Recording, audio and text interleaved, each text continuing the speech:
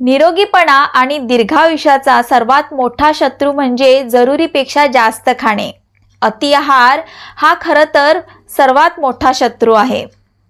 जेव्हा आपण जास्त प्रमाणात खातो तेव्हा जे आपले महत्त्वाचे अवयव आहेत, हार्ट म्हणा, किडनी, लिव्हर, ह्यांच्यावरही दबाव पडू लागतो आणि त्यांची क्षमता हळूहळू कमी होऊ लागते.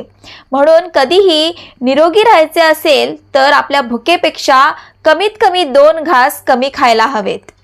तुम्ही कधी लक्ष दिले आहे का?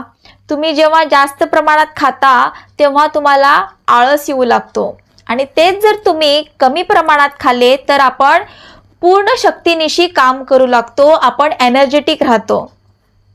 कारण आपण जेव्हा जास्त प्रमाणात खातो किंवा पुन्हा पुन्हा खात असतो तेव्हा आपली जी शरीराची शक्ती म्हणा किंवा जे ब्लड सर्क्युलेशन आहे ते पूर्णपणे पोटामध्ये पचन करण्याकडे डायव्हर्ट होते आणि त्यामुळे इतर अवयवांकडे हे ब्लड सर्क्युलेशन किंवा ही एनर्जी पोचत नाही आणि त्यामुळे आपल्याला आळसपणा येतो.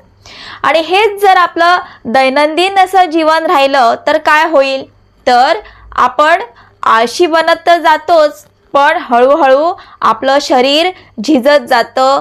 म्हणून उपवास करणे हा एक चांगला उपाय आहे.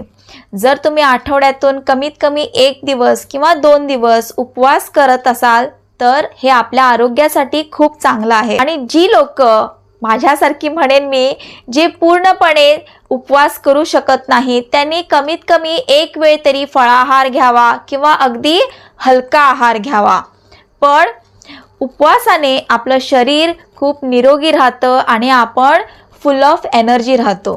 बऱ्याच लोकांना चरत राहायची सवय असते. काहीतरी दिसलं तोंडात घातलं, मध्ये मध्ये भूक लागली म्हणायचं तोंडात घातलं, काहीतरी कुणी आणून दिलं म्हणून खाल्लं किंवा बाहेर गेलो म्हणून खाल्लं.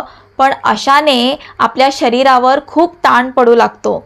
निरोगी राहण्याचं खरं रहस्य हे आहे की अन्नाद्वारे जे आपण इंधन खातो ते पूर्णपणे जळायला हवं. जर आपण पूर्वीचं इंधन जळण्या अगोदरच दुसरं नवीन अन्न पोटात घातलं तर काय होणार, तर आपली जी पचनक्रिया आहे ती पूर्णपणे बिघडून जाईल. त्यामुळे आपलं शरीर हळूहळू कमकुवत होत जातं. म्हणून अति आहार टाळा आणि जमल्यास 2 घास कमीच खा.